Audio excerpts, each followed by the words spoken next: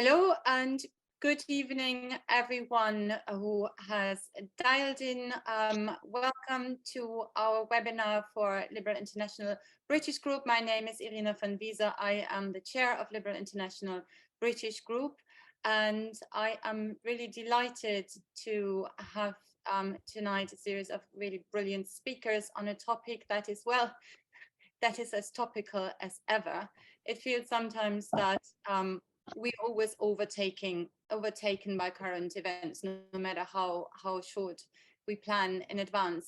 And this is one of these stories where looking at Russia's other neighbors, other than Ukraine, that is as relevant as ever. And I think recent events have shown that, you know, there is so much at play for these neighbors and so much risk involved. So we do have tonight guests who will speak in particular about the Caucasus neighbors, but also the northern neighbors, western neighbors of Russia. We do not have anyone from Belarus. Maybe we should have done in light of current events, but maybe Petras will cover that later. So I'm very, very happy to hand over firstly to Chris Gliedel, who is the chair of the Paddy Ashdown Forum, who's very kindly co-hosting this event for us tonight. Chris. Thank you, Irina. Thank you so much. Yeah, it's an absolute thrill for the Paddy Ashdown Forum to once again partner up with the Liberal International British Group on this extremely pertinent and webinar this evening at such times. As anybody who's, if anybody's not aware of the Paddy Ashdown Forum, our spread across the globe is from is certainly for unification and unifying east to west, north to south, and we cover a great many areas of interest and look at the interdependencies of all our particular subjects. So do have a look at the Paddy Ashdown Forum website at paddyashdownforum.org, and that'll be absolutely wonderful. But just for this evening, you're here to hear our experts talk. So just a quick couple of housekeeping. If you could please ask your questions through the Q&A section, that'll be absolutely wonderful, and that'll help Irina be able to collate your questions and try and get as many of the questions asked as possible.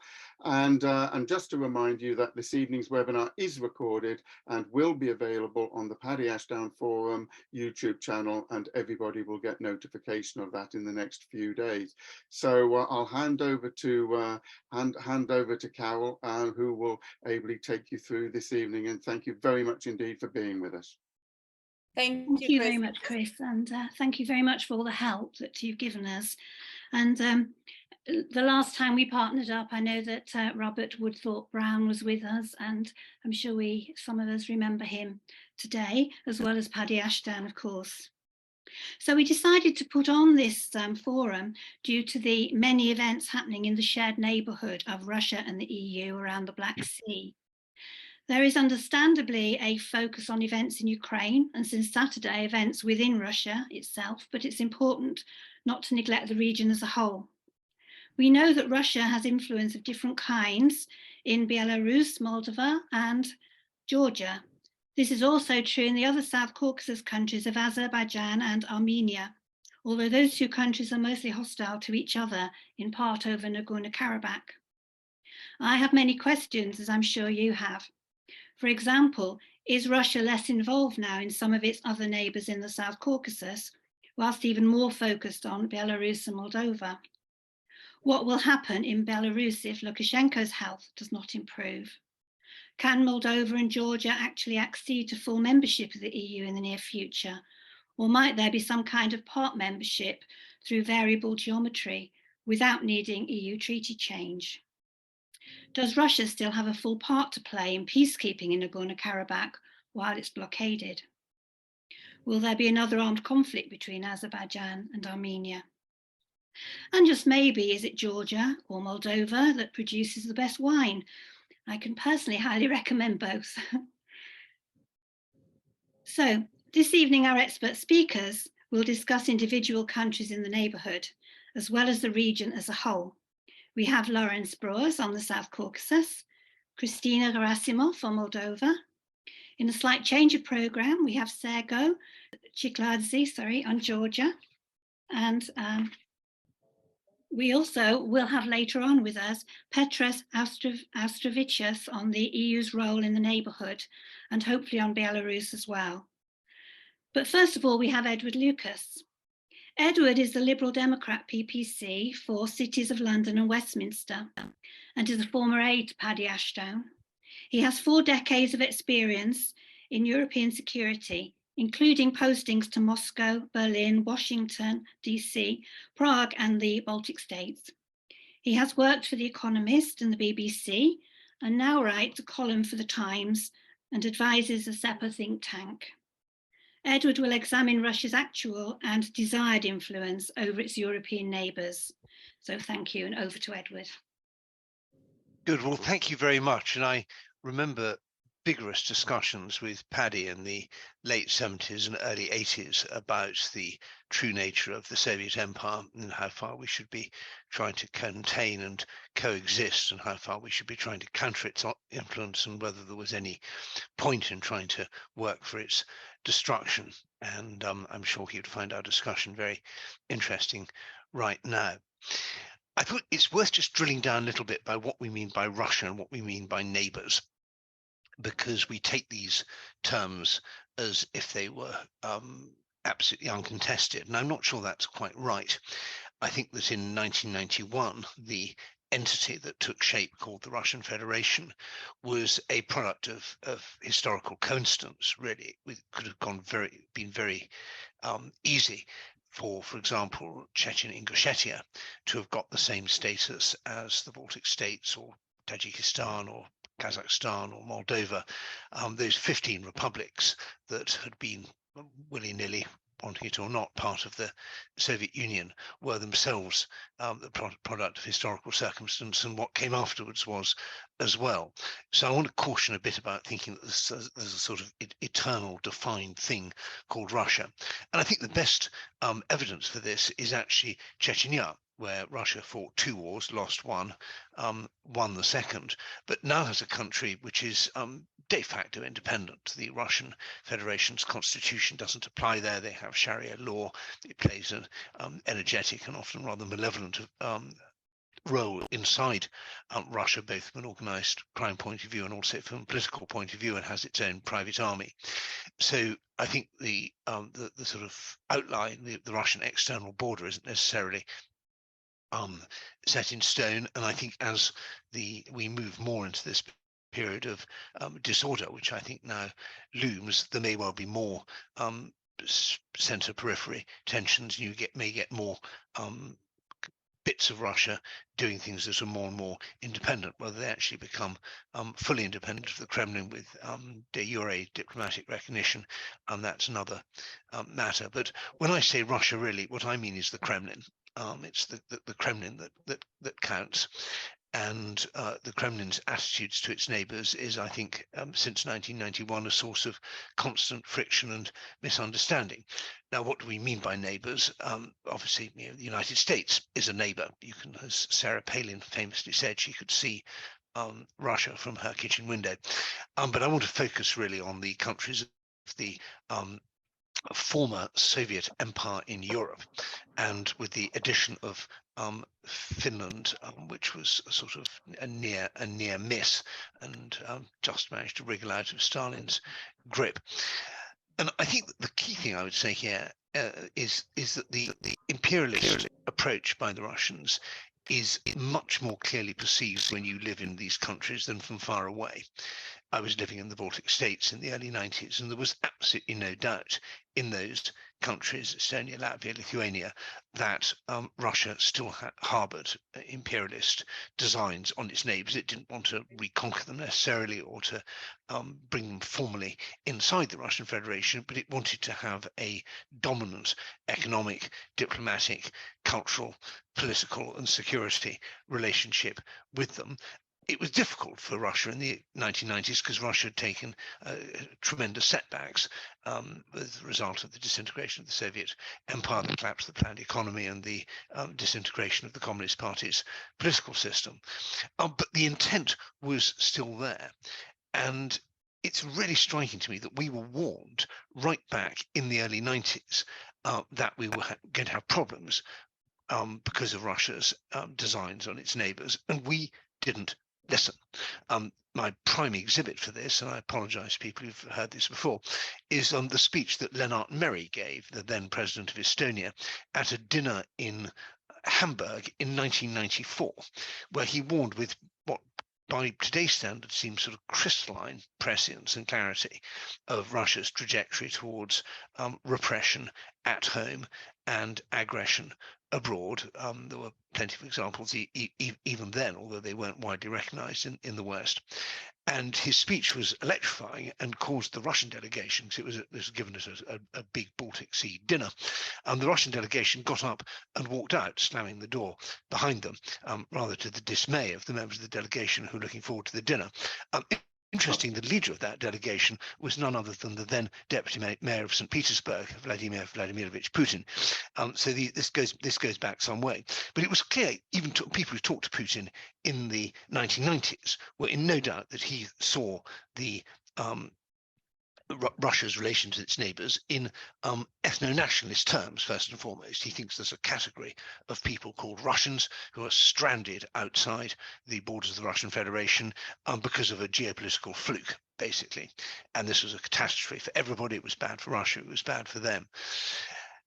And we've tended, I think, in the West rather to swallow that. We think there is a thing called a Russian speaker, and that Russian speaker is a political category, and that by virtue of the fact that these people more or less speak Russian, that they are therefore open to some kind of political leadership or political protection from the Kremlin.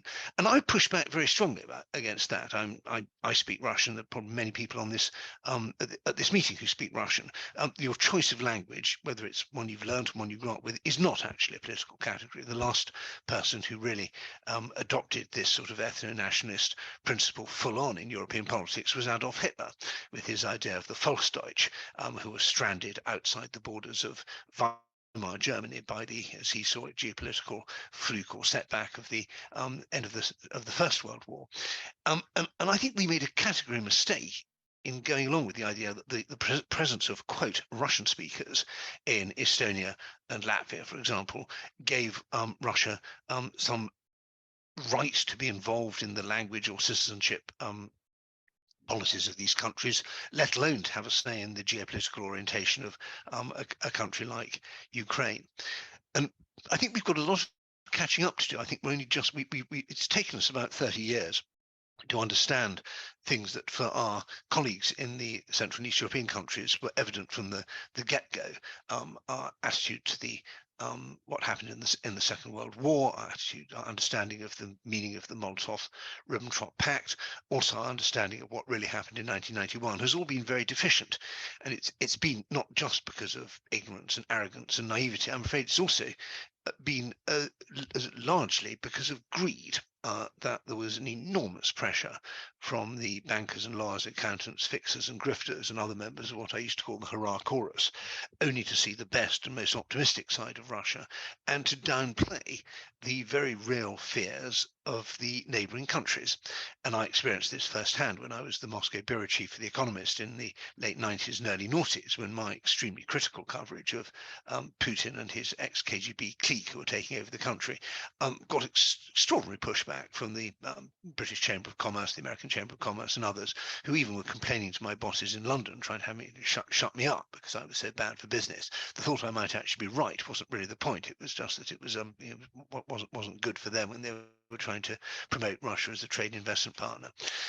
And so I fear that Russia's neighbours, chiefly, Chechnya got absolutely smashed, Georgia got invaded, now Ukraine is being thrown into the meat grinder. The Baltic states have had some difficulties as well. But all these countries have paid a very heavy price for our geopolitical education. We have yet, I think, to dump the kind of Orientalist attitude, exemplified perhaps by those who find the Borat films funny, that quote, Eastern Europe is a place, that it's a meaningful category, that it's somehow backward and comical and maybe a bit paranoid and generally not to be taken seriously.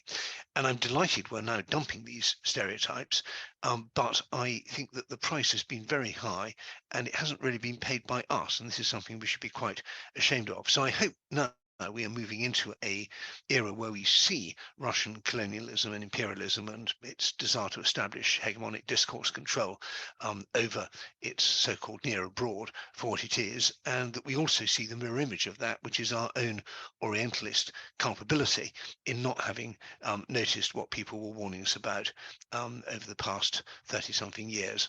I do look forward to the Q&A, and it's a great pleasure to have these distinguished fellow panelists, and I look forward to their insights as well. Thank you very much, Edward.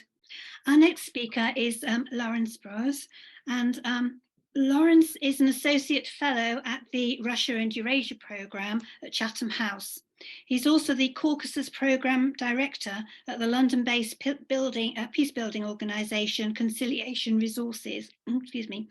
He has more than 20 years' experience as a researcher of conflicts in the South Caucasus and a practitioner of peace-building initiatives in the region. Lawrence will update us on the volatile situation in Azerbaijan, Armenia, and Nagorno-Karabakh. Over to you, Lawrence. Thank you. Thank you very much, Carol, and thank you for the invitation to speak this evening. I will focus on the Armenian-Azerbaijani conflict in my comments, and I want to begin by observing that Russia's role in this conflict has traditionally been rather special or exceptional when compared to other conflicts in the region. Russia's main interest has always been to defer or postpone any definitive outcome to the Armenian-Azerbaijani conflict, rather than forcing the issue as it did in Georgia in 2008 and indeed in Ukraine last year. Russia has cultivated traditionally friendly relations with both Armenia and Azerbaijan, and its policy has always been predicated on the avoidance of making a geopolitical choice between them. Now, the Second Karabakh War in 2020 was a 6-week war, absolutely devastating rate of human losses, over 7,000 people killed in just 44 days. Now, the Kremlin was probably surprised by the scale of Turkish support and the scale of the resulting Azerbaijani victory, but it nevertheless managed to turn the situation around into a tactical win. It was able to broker the only ceasefire that held and to impose a kind of Pax Russica that actually made the situation in Karabakh look a lot more like the other frozen conflicts in the region. It introduced peacekeepers into Nagorno-Karabakh itself. It sank the OSCE's multilateral mediation effort, the OSCE, the Organization for Security and Cooperation in Europe, which had been leading a mediation effort since 1992. And Russia effectively took control and asserted a monopoly over the Armenian-Azerbaijani negotiations. And there was actually a popular joke that circulated at the time of the end of the Second Karabakh War in November 2020, that in fact it was Russia that had won this war. This was, however, illusory. Even before the invasion of Ukraine, Russia's hegemony over the Armenian-Azerbaijani peace process was repeatedly challenged, mainly through repeated escalations on the part of the stronger party, Azerbaijan. So from Azerbaijan's perspective, the Second Karabakh War was a dangerously incomplete victory.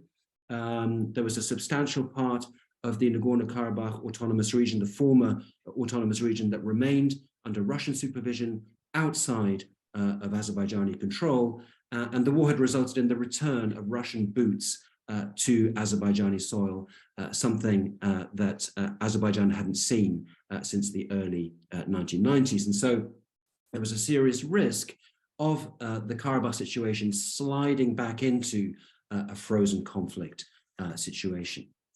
So there were, from May 2021, a series of repeated escalations ongoing, both inside Karabakh itself, but also along the international border with Armenia. Now, Russia's invasion of Ukraine in February of last year accelerated this trend of challenge to Russian hegemony. The course of the war weakened Russia's material presence as more experienced servicemen in peacekeeping contingents in the South Caucasus were circulated out to Ukraine and more inexperienced conscripts brought in.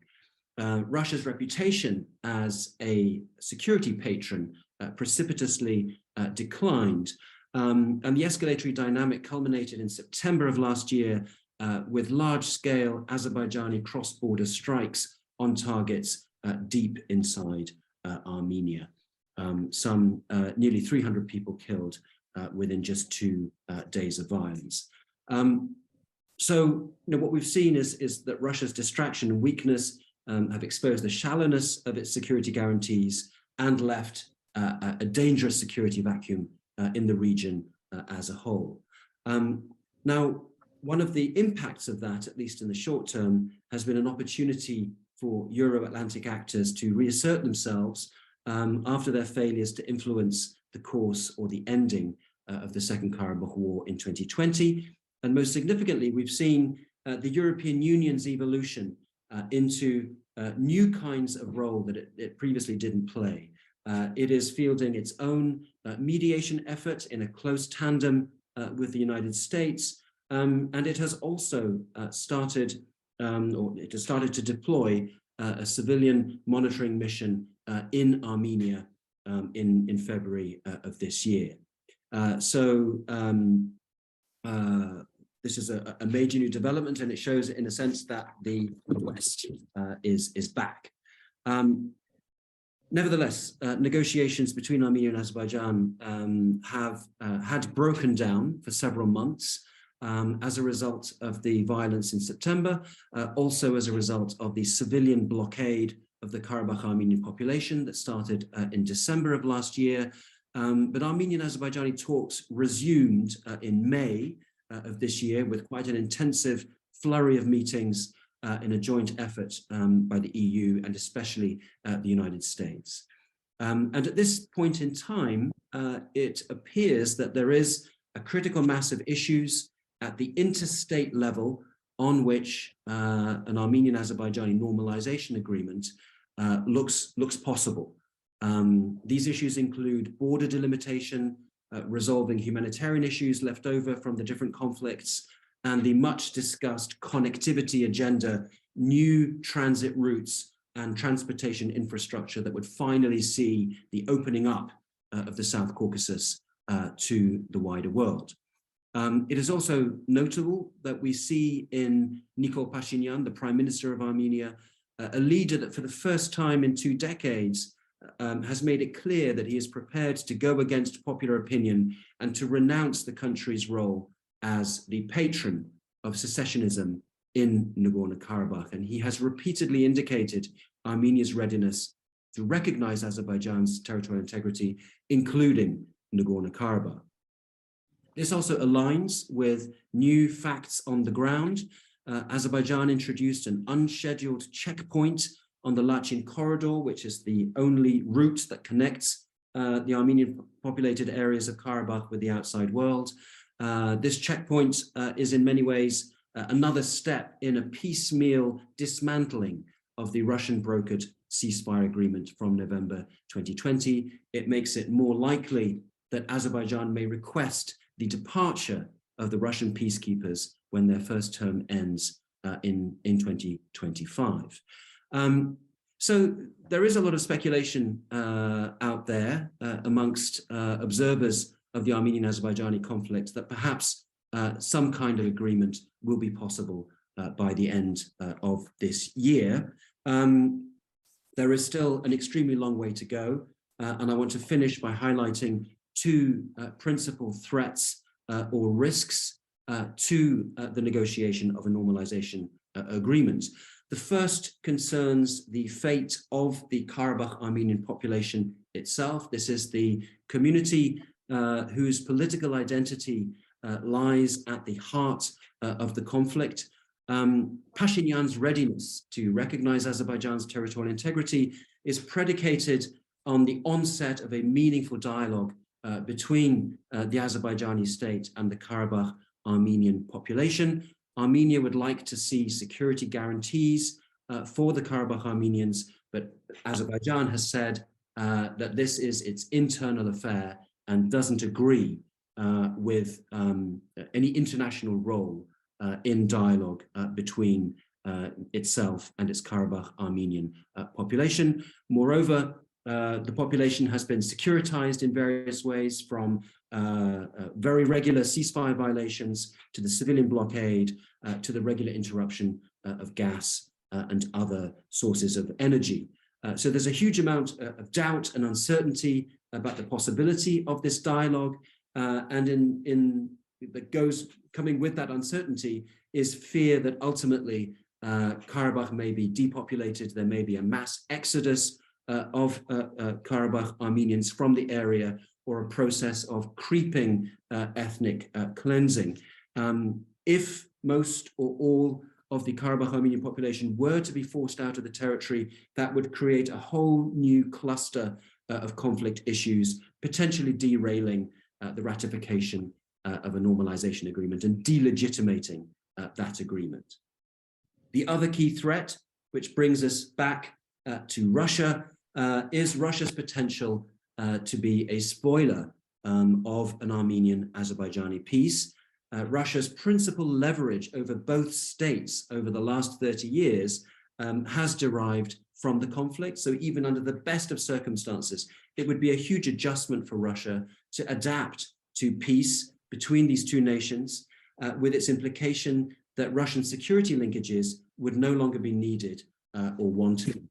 Under today's conditions, with a competitive mediation dynamic ongoing with the EU and the US, Russia has its own mediation track. It is very challenging to think through how Russia might accommodate a settlement, at least partially negotiated by rival Western powers. And I think the only framework that we can sort of realistically think of that could establish areas of common interest is this connectivity agenda, but that is a very long-term process, difficult to see win-win options in the short term. So these are just two of the salient challenges. This is to say nothing of internal challenges, the domestic politics of Armenia and Azerbaijan, but I'd be very happy to discuss those in the Q&A. So I'll stop here. Thank you. Thank you very much, Lawrence, and it's certainly part of the world that we need to keep our eye on, isn't it? So as Lawrence just said, there's Q&A at the end, so please don't forget to put your questions in if you have any. And our next speaker is Christina Gerasimov, and Christina has taken part in one of our in-person events before at the National Liberal Club, where she discussed the situation in Moldova at the time and if the country was on the brink of becoming a captured state. She was then working at Chatham House. Now she is back in Moldova, and she is a senior foreign policy advisor to the president of Moldova, Maia Sandu.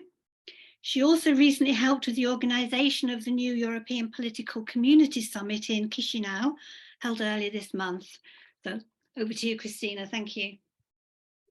Thank you very much, Carol, for the introduction and also for the warm welcome. It's a pleasure to be here with you today. Indeed, so much has changed for Moldova in the last 2 years and a half.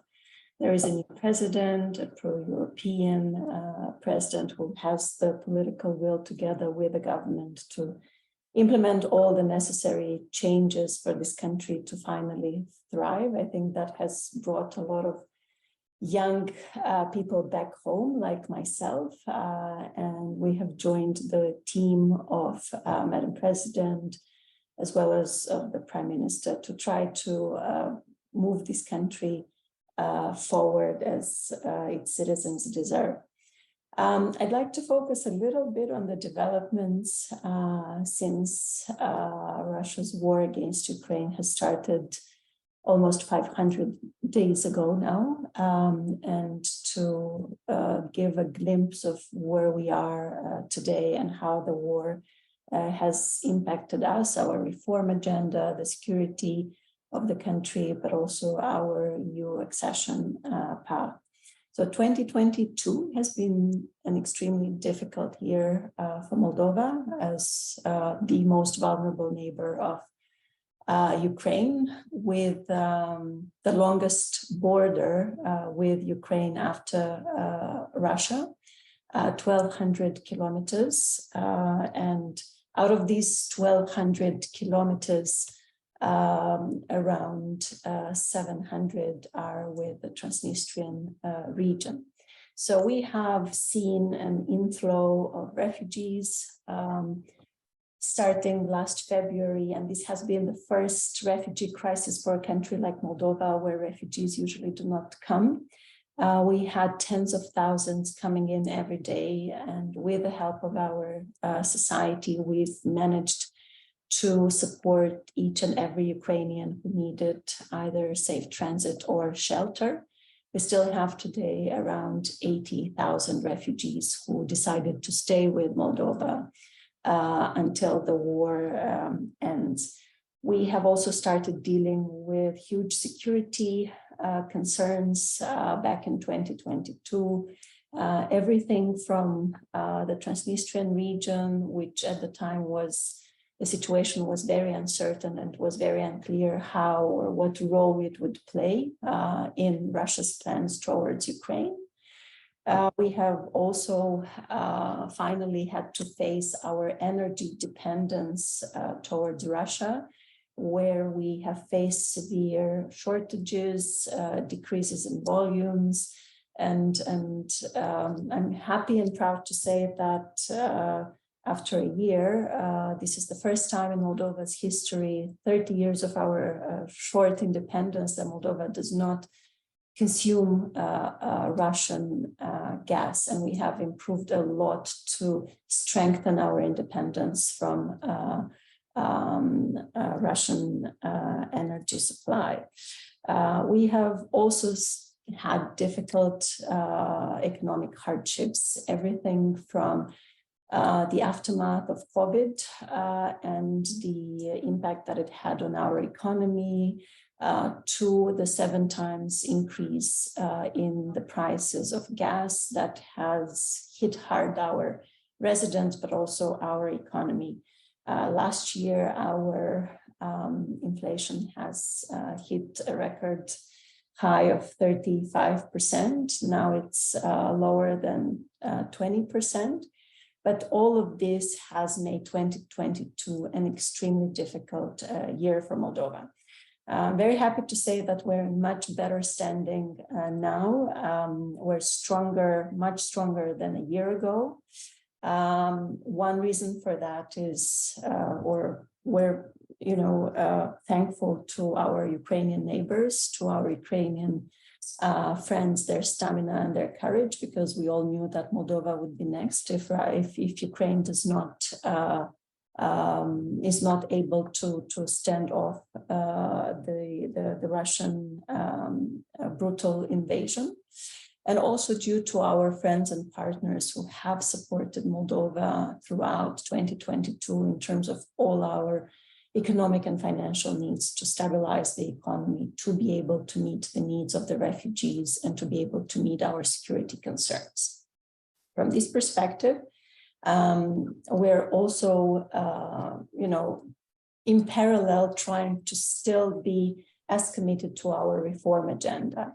And as 2022 has been a very difficult year for most of the world in terms of democracy, we've seen a decline for over 15 years in a row in democracy indices. For Moldova, that has not been the case.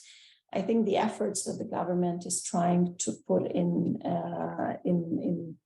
transforming the country is also very well reflected in most of the international indices that show that Moldova is actually doing much better. I'll just give a few examples because I think they're quite striking, and that gives a better understanding of also it's a testament to what we're doing. For instance, the Press Freedom Index that is published by the Reporters Without Borders shows that Moldova has climbed 61 positions in 2 years alone, from 89th to 28th position out of 180 countries. So that's a significant jump in terms of our freedom of the media. The Rule of Law Index of the World Justice Project, there we have advanced by 14 positions since 2020. On corruption perception, as measured by Transparency International, where I also had the honor to work in my previous life, we improved by 24 positions in last 2 years alone, and that is the best score for Moldova in a decade. So we do see a lot of changes also reflected in how we're doing. We're also becoming a stronger regional security provider. So here we're trying to do our best to cooperate with our partners in the region so that we contribute to this. We're not only a security consumer, but also a security provider in the region. We're very much on track with our EU accession agenda. You probably remember last June when the European Council has taken a historical decision to grant Moldova and Ukraine the candidate status to EU accession. Of course, we know that that has been triggered by the tragic events in Ukraine. But we have done everything possible since then to show that the vote of confidence that our country has given was not just a symbolic gesture. So we're on track with the 9 recommendations that the Commission put forward for Moldova. We have completed 3 of the 9. We are on good track with the remaining ones. Just one example, basically over the past year, we have stepped up the reform in our justice system, including the passing of a law to check the assets and the personal interests of those applying for the positions of judges and prosecutors. We continue to diminish the influence of oligarchs on the economy, including the possibility to try individuals in absentia to avoid them evading justice, because many of the Moldovans involved in big corruption schemes have fled the country, and it's very difficult to bring them on trial. There is also a new electoral code in line with the recommendations made by the Council of Europe and the Venice Commission. We have taken back the control of the airport from the corrupt oligarchs that have been sanctioned also by the US and the UK. So there is a lot that shows we are on track with our EU accession aspirations, and we hope that by the end of this year we'll be able to proceed with the next steps, and that is the initiation of the accession negotiations. Yet, what it's important to highlight is that this year, even though we're in much better standing, we still face serious challenges, and being able to strengthen our security and our economy are our two major priorities of the government. In terms of the security, we have still seen a gradual interest on behalf of actors from the Russian Federation to destabilize the situation by using proxies within the country to organize paid and staged protests, to promote fake narratives, and basically use disinformation and propaganda instruments at their best. In terms of hard security, Moldova's airspace has been used several times to attack Ukraine. Unfortunately, Moldova does not have the equipment and the necessary defense capabilities to or not to allow for its airspace to be used in this manner. We started taking seriously the modernization of our national army. And many say that this stands in contradiction to our neutrality status that is enshrined in our constitution. However, I think even if it's still a difficult discussion in the Moldovan society, what this year has proven since Russia's war against Ukraine has started is that neutrality is not a safeguard for Moldova. It's not a guarantee for Moldova not to be drawn in this war. So we're taking defense and security much more serious this year. In terms of our economy needs, Moldova can do as much as it wants on its reform agenda, but it's very difficult to attract investors when you have a war at your border.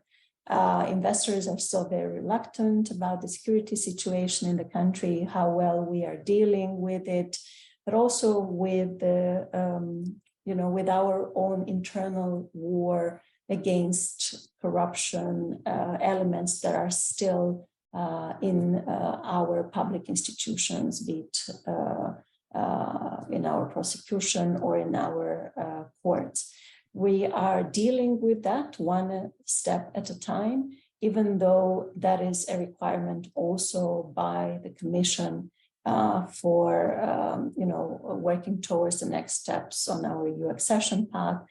For us, this is a matter of legacy, of what this government can leave behind. You all know that rule of law reform is one of the most difficult reforms, not only for Moldova and not only for the post-Soviet space, but for Eastern Europe more broadly. And we also see, this being more and more challenged also in more consolidated democracies. So here, we are taking very sustainable steps towards making sure or ensuring that we clean up our institutions and that we not only create an independent judiciary, but also an accountable judiciary, something that we have forgotten 10 years ago when other governments tried very enthusiastically or embarked very enthusiastically on rule of law reform. So here, it's very important to bring investments to Moldova, create new jobs, to make sure that the young people like myself do not leave the country, that they see Moldova as a potential home for themselves and for their children. These are the priorities for the government, and I think I will stop here, and I'm happy to take any questions in the Q&A once we get there, if there are questions. Thank you. Thank you, Christina. And we now have Sergo. So Sergo has very kindly come instead of Georgi, who was held up, or I think is perhaps somewhere in the air on an aeroplane at the moment. So Sergo Chikladze, is that correct? Is a political, thank you, is a political and international secretary of the ALDE affiliated party known as Strategy Builder. He's also chief of staff at the Reforms Group faction in the Parliament of Georgia. Sergo has over 14 years' experience in project and programme management, funded by various international organisations. He's also provided much international consultancy in Eastern Europe and Central Asian countries. So we look forward to hearing what he has to say. Thank you. Hello again. It's an honor to be the part of this panel today. And thank you for inviting us. Well, I will focus on Russian influence in Georgia, and also I will touch probably some internal issues in Georgia, as all those issues are interconnected. So we are saying that while there is a physical war in Ukraine, there is a hybrid war in Georgia, hybrid war coming from Russia. And the worst thing is that I'm not happy to say that, but the worst thing is that Georgian Dream government, that is ruling party, is helping to implement this hybrid war propaganda, because I just to imagine, I will make some quotation from the latest ALDE resolution, which calls Georgian Dream to stop sabotaging the process of EU and NATO integration through not fulfilling 12 recommendations set by EU Commission and maintaining oligarchic rule of Bidzina Ivanishvili. Stop flirting with Russian government by proactively deepening economic and political ties. Stop anti-Western propaganda and disinformation campaign. Stop political prosecution and so on. That is all about Georgian Dream, unfortunately. What we see now after the start of the war in Ukraine during the last 1 year, Georgia's dependency, economical, political dependency on Russia has been increased dramatically. I'll just present some figures from official Georgian statistics. For example, after the war, after the February of 2022, Russian citizens opened 60,000 accounts in Georgian banks, and deposits increased almost by 3 billion Georgian lari. 15,000 Russian companies and businesses were registered in Georgia during the last 1 year, which is 16 times more than it was in 2020 or 2021.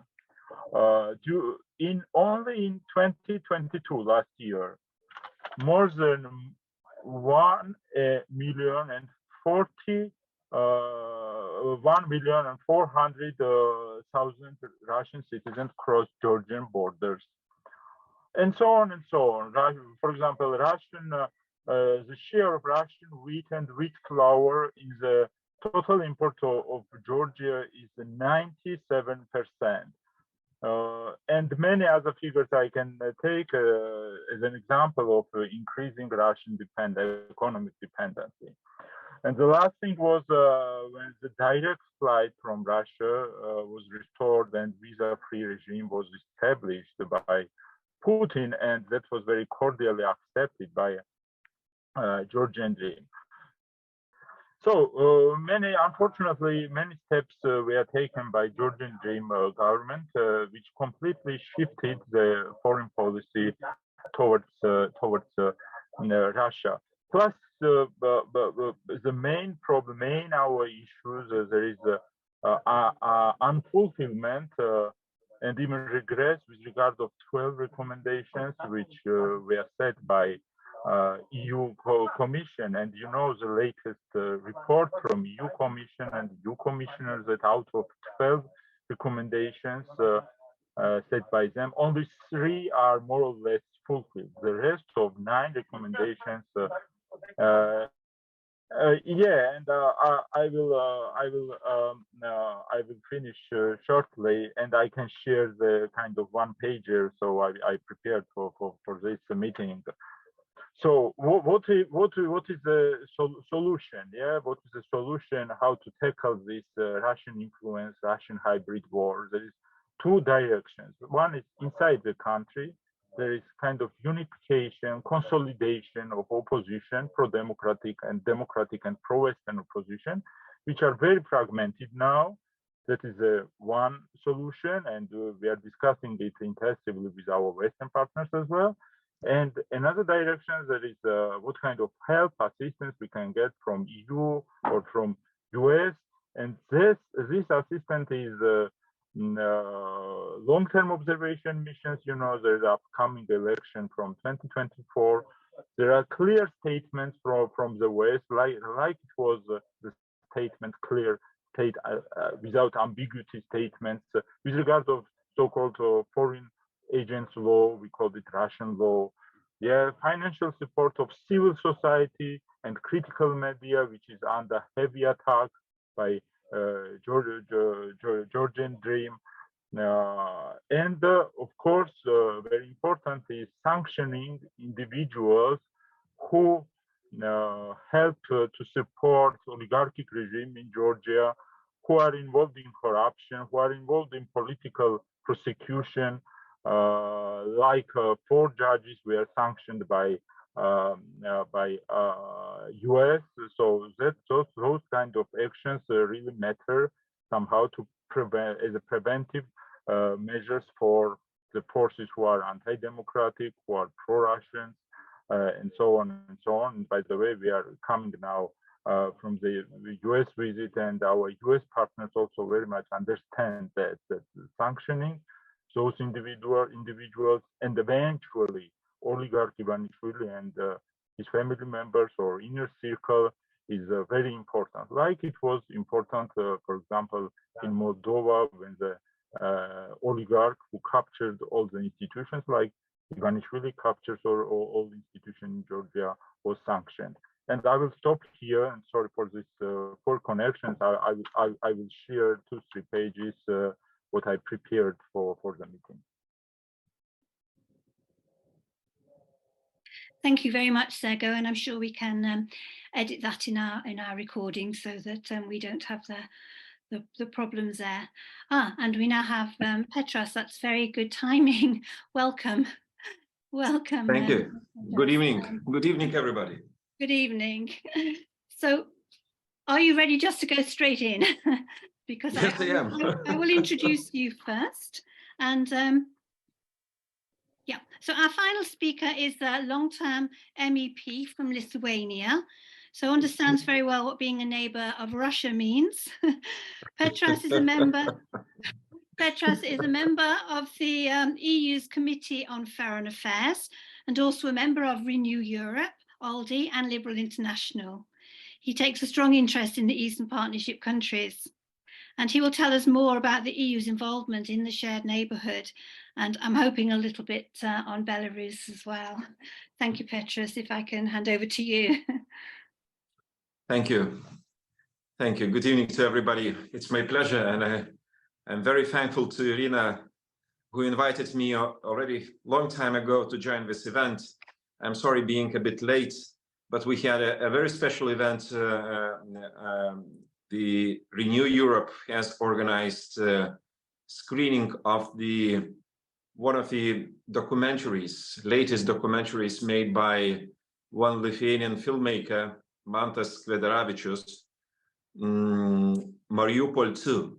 It's a special documentary film since Mantas Kvedaravičius was killed by the Russian occupiers in Mariupol. In fact, last days of March 2022. So paying the highest price for being with local people and in fact helping to flee people of Mariupol.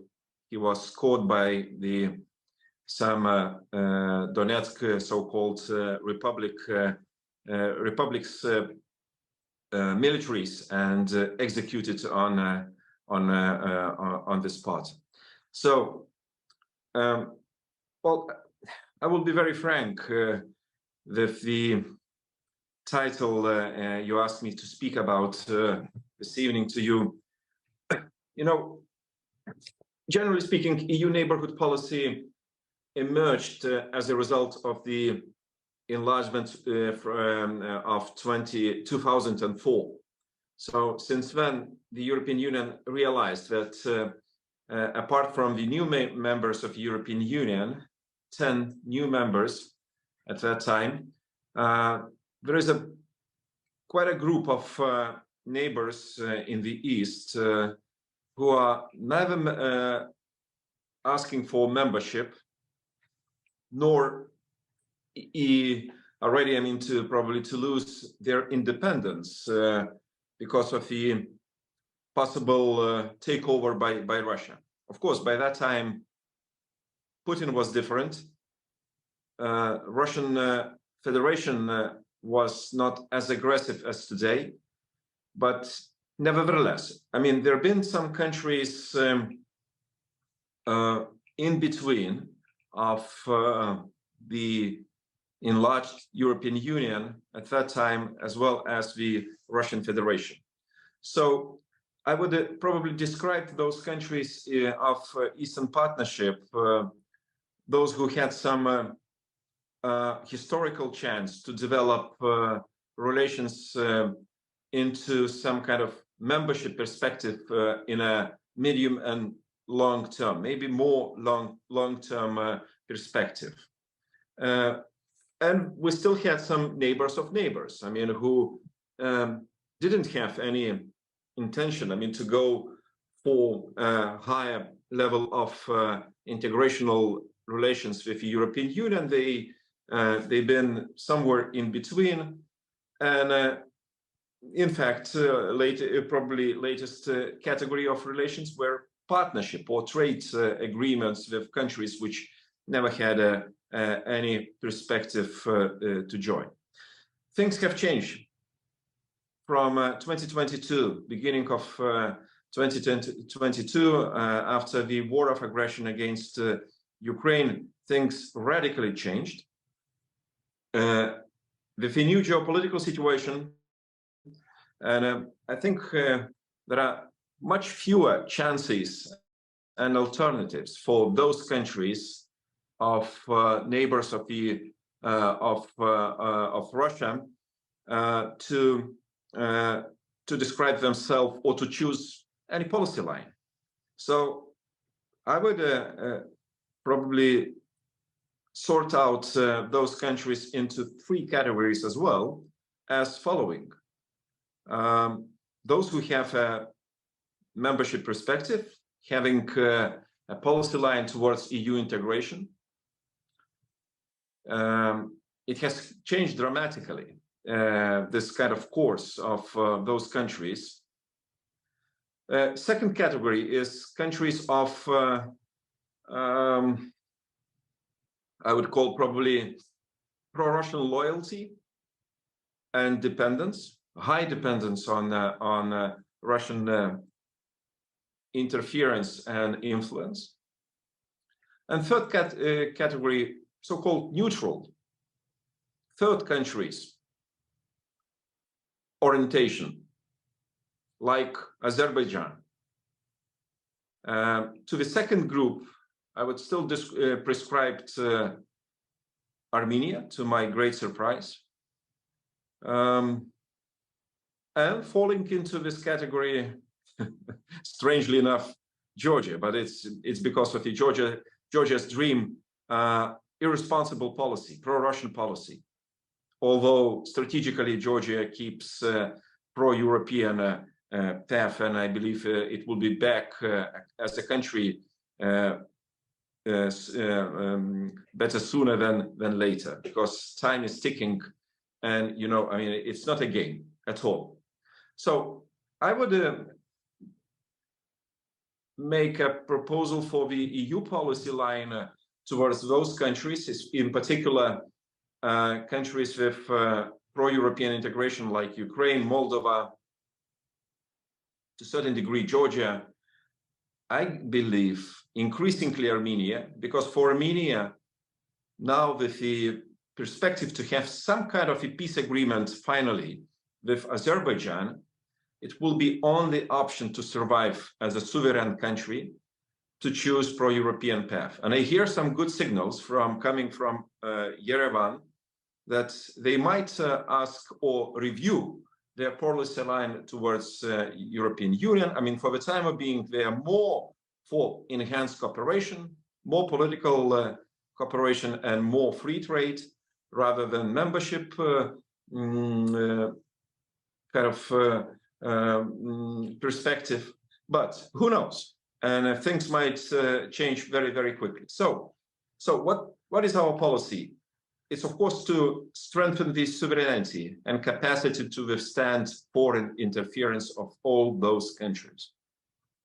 If they lose sovereignty, if there is an expansionist policy of the Russian Federation succeeds in case of many of them, we will feel much worse, and I think will be more aggressiveness, even more encouraged aggressiveness from the Russian side coming to the global policy. Secondly, economic cooperation in return, especially in return to fight against corruption, because those economic systems can't survive if there is no serious, comprehensive fight against corruption. Corruption is a mean of foreign interference and influence, since the Kremlin's impact is not just a political one. And finally, strengthening democratic structures and respect for human rights, meaning we have to insist on this from the very beginning. How those countries are doing, I mean, different results. I mean, you just heard recently the so-called oral assessment given by the European Commission towards mainly those countries with the membership perspective: Ukraine, Moldova, and Georgia.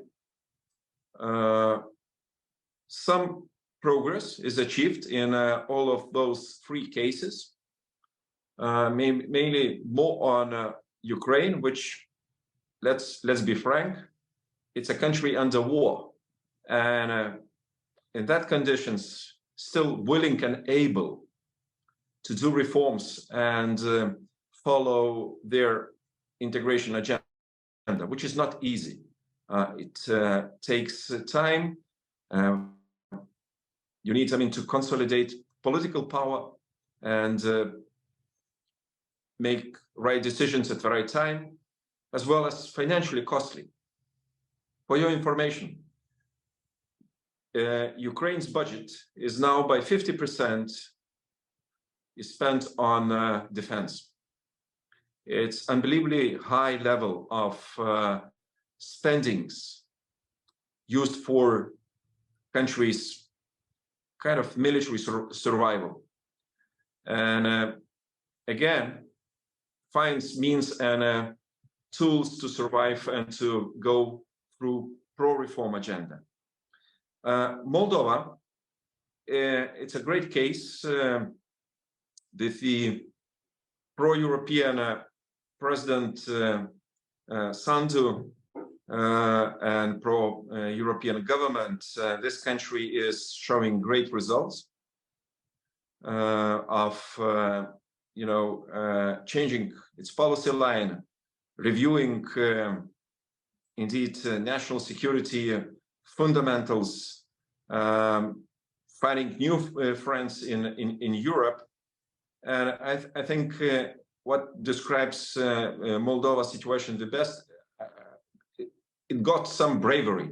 I mean, to speak frankly about things the leadership, former leadership, didn't take up and didn't speak loudly, meaning diminishing Russian interferences, not following instructions given from Moscow, and pursuing pro-European line.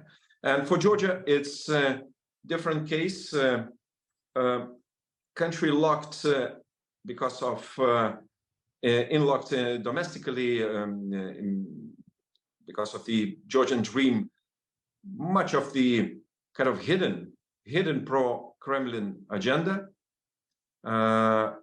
very sophisticated, at the same time dangerous communication policy, that motion about the stay away from us. I mean, it's a message to the European Union, don't bring us, I mean, to the war once again, and kind of blaming the European Union and the West in general as dragging Georgia, or having intentions to drag Georgia back to the war.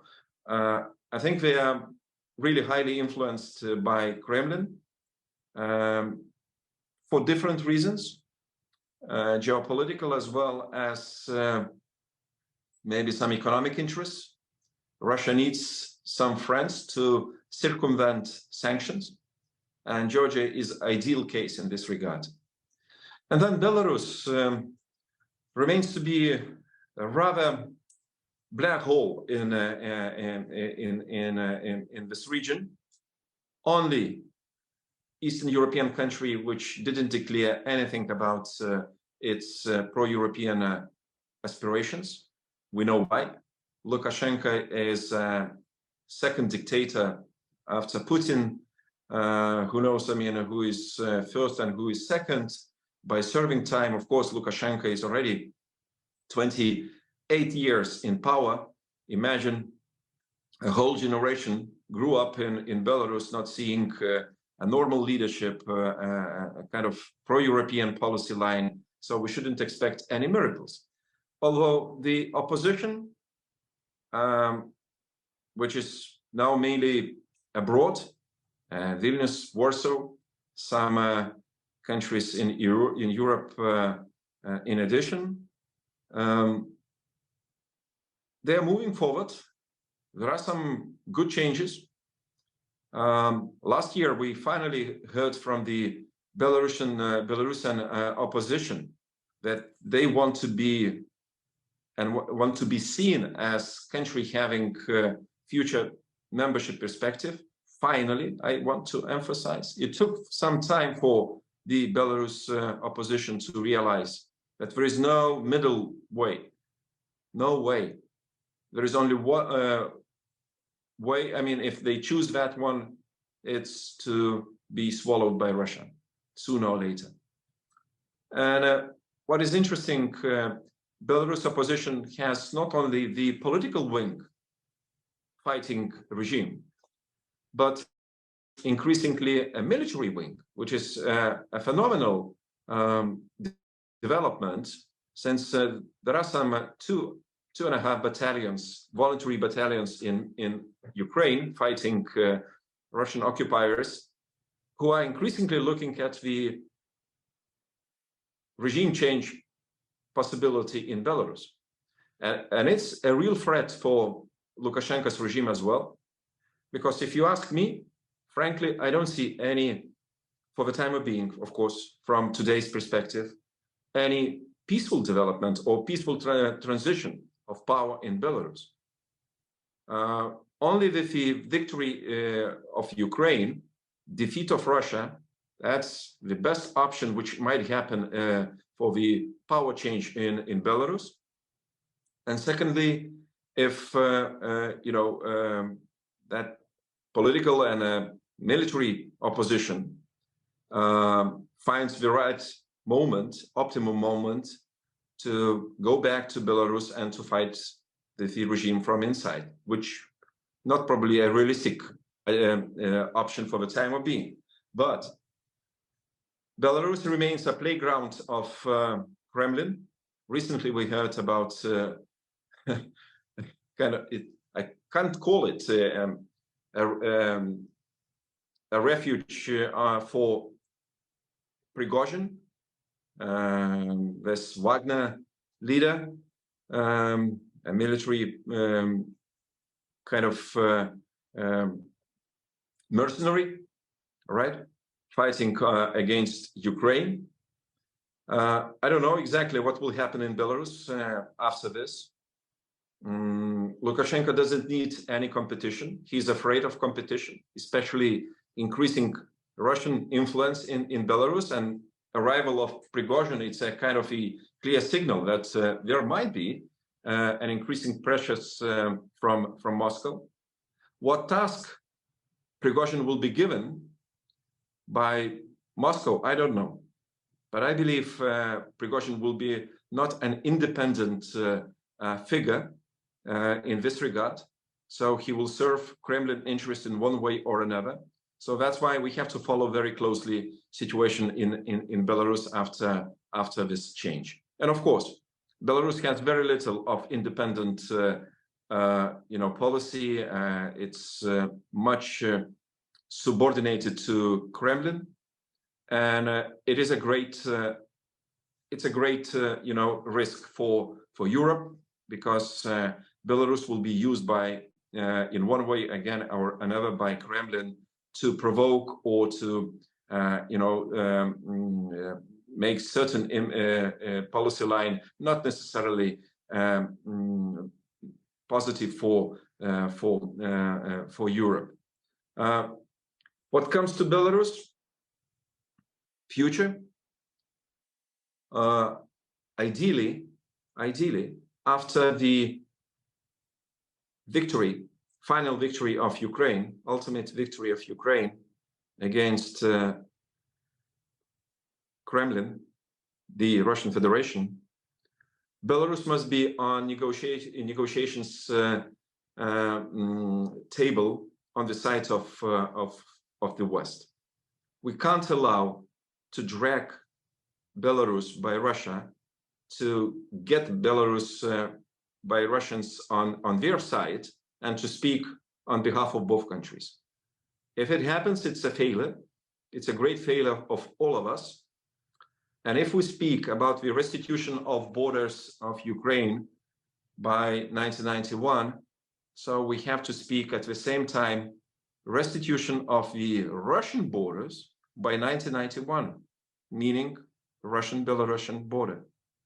No a centimeter more to the west. Otherwise, I mean, it will become again a vassal state of the Russian Federation, having a very negative regional impact as well as military influence region-wise. So that's why that would be probably my take, my personal opinion about things developing in a Russian neighborhood. But you know, there is a certain comeback. For 30 years, that region was too quiet. Maybe still in under kind of Soviet nostalgia. Now we see different developments. Of course, a new generation has different ambitions, but we shouldn't be, you know, kind of taken by the emotion as well. It's a kind of backyard of Russia. No way. We should change our opinion. We made many mistakes towards this region before. Now we have a certain geopolitical window of opportunity. So let's use it. Let's be involved, committed, and probably results will not come after our first decisions or attempts, I mean, to change the situation. But let's be hopeful. Thank you. Thank you very much, Petros, indeed. And thank you very much to all of our speakers. And we have a little time left for questions and answers, I think. So I'm going to hand back to Irina. Thank you very much to all of our speakers, and a very special thank you to the real Carol, not the imposter Carol that I seem to become on your screens, but to the real Carol Weaver for organizing this event and co-chairing it with me, which I thought was really fantastic contributions from our speakers. A special thanks also, lovely to see you, Petras, my former colleague in the European Parliament. I have come back, Irina, come back. We need you here. I'm working on it, Petras. I'm working on it, and I have to say, and I hope, by the way, Petras, that you haven't missed the end of Mariupol too. So if you do have to go, I understand that.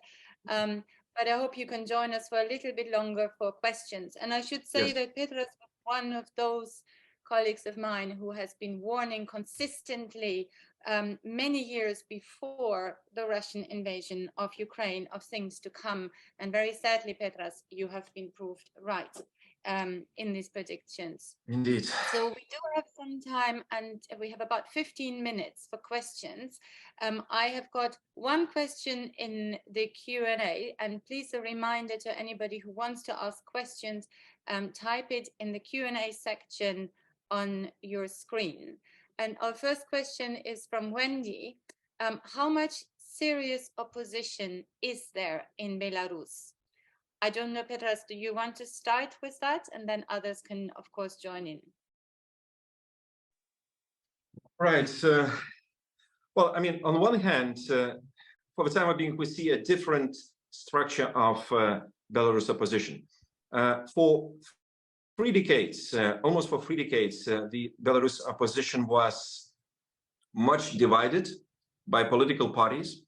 They could never agree on one task, one program. It was a disastrous development, and I think Lukashenko regime was much behind. I mean, probably, you know, pushing and pulling some opposition, so-called opposition parties, which, let's be frank, been infiltrated by the Lukashenko secret services, Belarus KGB. Now they are more united. They have finally one leader, Svetlana Tikhanovskaya. She is really becoming more and more, I would say, professional as a politician, because she was not a political figure before. I mean, she was given that task because of her husband, I mean, who was imprisoned. That was the main reason. I mean, she came on the stage. But I really hope, I mean, we will not miss this chance, and we will not only support, so-called unconditionally Belarus opposition, but we will ask them to perform, and they have to perform their duty. They have to stay in touch with Belarus people.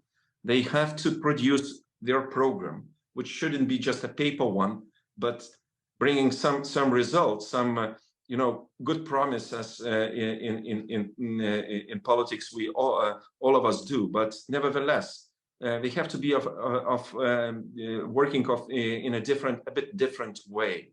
And finally, as I said, now they have even a military opposition wing, which is phenomenal, never before like this. So I hope with our assistance and insistence on certain issues, opposition will remain. It's very difficult, by the way.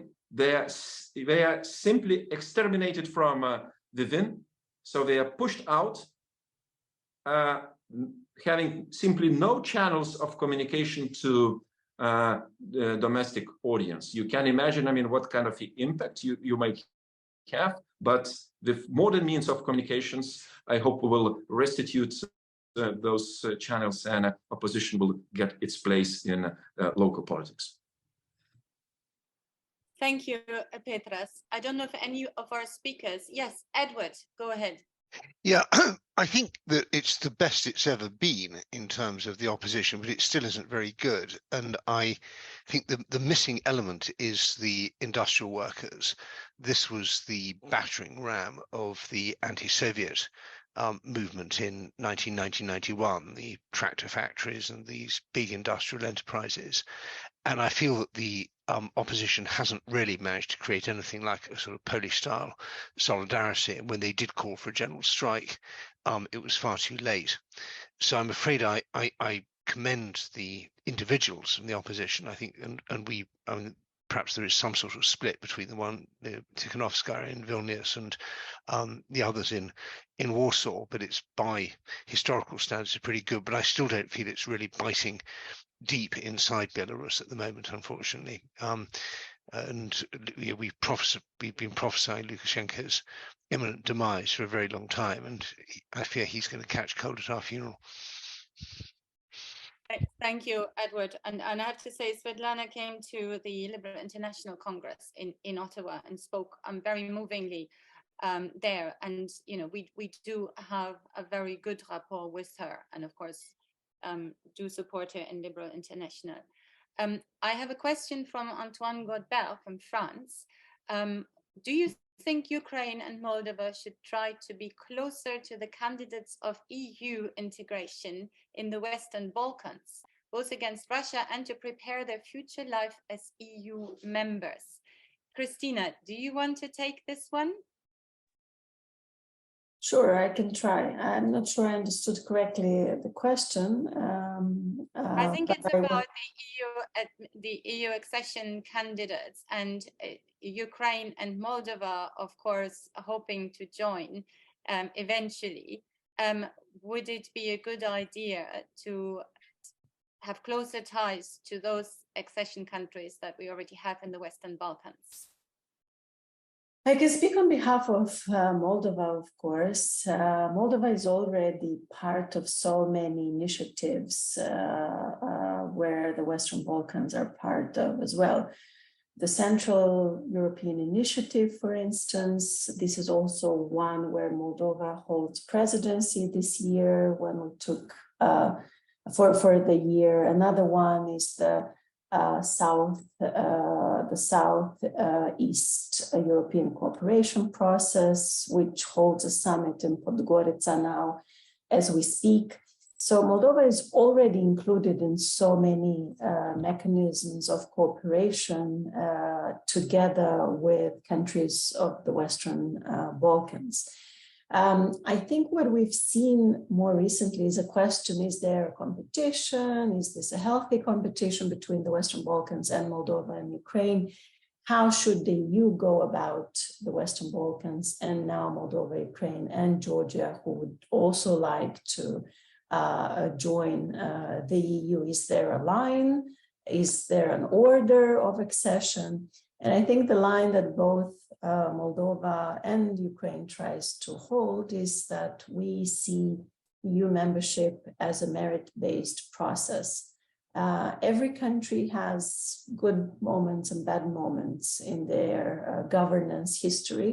Moldova is one of them. And, you know, as long as you perform, as long as you are, you know, showing commitment to the values and to the standards of the EU, I think you need to, you know, be assessed accordingly. And if you have governments in your history which consider otherwise, you know, you should also be assessed accordingly by the EU. So here I do not see a competition, for instance, between the Western Balkans and Moldova, Ukraine, and Georgia. But indeed, you know, there are questions in Brussels and in the EU member states' capitals, you know, how to deal with countries of the Western Balkans now that, you know, we also have others in line.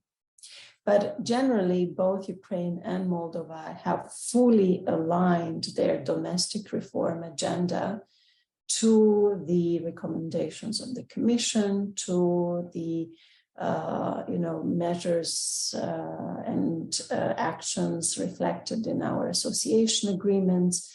So there is no kind of friction or tension between our domestic agenda of reform and transformation and the requirements coming from Brussels. So I think it's just natural for us that we're moving towards closer ties and faster integration within the EU. It's already also, you know, what expects us on the other side, the absorption capacity, the need for internal transformation debate in the EU, but that's the other side of the coin. Thank you. Edward, is your hand still up or up again? You're on mute. I'm afraid it's still up because I just want to say we have a real chance with Montenegro, and it would be so good to really get that going. The huge failure we've had has been not seizing the moment in the Western Balkans and creating this eternal waiting room. And I blame Macron very much for this when he quite whimsically just decided he didn't want North Macedonia in. So this is a huge, shameful thing for the EU that we have. I say we, the EU hasn't done it, but we do have a chance now with the new Montenegrin government. I hope we seize it. Thank you, Edward. We have another question from Wendy on Belarus. Interesting one. Will the arrival of Prigozhin in Belarus help or hinder better opposition? Who would like to take that? Go ahead, Petras. Yes, thank you. I mean, Prigozhin does not belong, I mean, to any group of opposition in Belarus. I mean, neither political nor a military one. I mean, he's against the probably basics of sovereignty of Belarus. He simply sees Belarus as a part of the Russian mirror of Russian political and economic space. So I don't think, I mean, he will be a game changer in this regard. But you know what is interesting? Historically, Lukashenko was very tough on organized crime in Belarus, and he used most brutal methods to fight organized crime. And whom did he get? I mean, Prigozhin is a legalized thief, vor в законе. And here you are. I mean, he arrives with his splendor to Belarus. So that's why, I mean, it's a huge challenge for Lukashenko. Of course, Lukashenko has changed. I mean, he become even more corrupt with years. But those who remember first years and first decades of Lukashenko, it must be a kind of unbelievable situation. I mean, as Lukashenko is accepting a leader of one of the leaders of the organized crimes from Russia to Belarus and hosting him in Belarus. So I don't see any impact on opposition, but let's see what Prigozhin, what kind of a task Prigozhin will be given. I don't think his task will be limited just to Belarus. I mean, he might be probably more, exposed, I mean, to third countries rather than only to Belarus. Let's see how long he will stay there or stay alive. Exactly so. Would anyone else comment on this? Edward, your hand is still up, so you still have to speak. Yes, I'm very dubious about whether this. I mean, I agree. I covered the Lukashenko's rise to power in the early 90s, and it was a huge mistake to see him as a corruption buster. And I've seen no evidence of this long friendship between him and Prigozhin, which the Kremlin's claiming. So I think that Lukashenko's involvement in this was really just as a cutout. So neither side wanted to be, or at least Putin didn't want to be seen as negotiating with Prigozhin directly. Indeed. Thank you. We have 1 minute left. So I think, and no more questions. So thank you very, very much to all of our speakers. I have to say, I found it very fascinating. Also from a personal perspective, my grandmother, half Armenian, half Russian, was born in Tbilisi in what was then Russia, fled the incoming Bolshevik army, and never came back to what then became the Soviet Union and now is Georgia. So it feels that, Russia has always been, of course, dominant in this part of the world, and including a wider or smaller reign over the countries that are now having the dubious pleasure of being situated on its borders. So if you want, I personally, I wonder if by the sheer size, there is a way of becoming truly independent, both economically as well as geopolitically. But I think you have given us an insight really on the massive changes that have been produced by the invasion in Ukraine. And if it wasn't for the terrible price that Ukrainians have to pay for this war, and not just Ukrainians, of course, one would see a little bit maybe of a silver lining in the reforms that Christina told us about that are happening in Moldova, in the struggle that Sergo is fighting in Georgia, but which we of course are hopeful that his party and the pro-Western groups will win. But also in, of course, the rapprochement amongst the EU member states and of course the new accession countries to NATO. So I think there is this ray of hope with which I would like to leave all of you. Edward, Lawrence, Christina, Petras, and Sargos, thank you very, very much for coming to join us for this event. Carol, a huge thank you for organizing it, getting everybody on board, and of course to Christopher from the Paddy Ashdown Foundation for co-hosting us. And I hope to see you soon at our next event. Have a wonderful evening. Bye. Thank you. Thank you.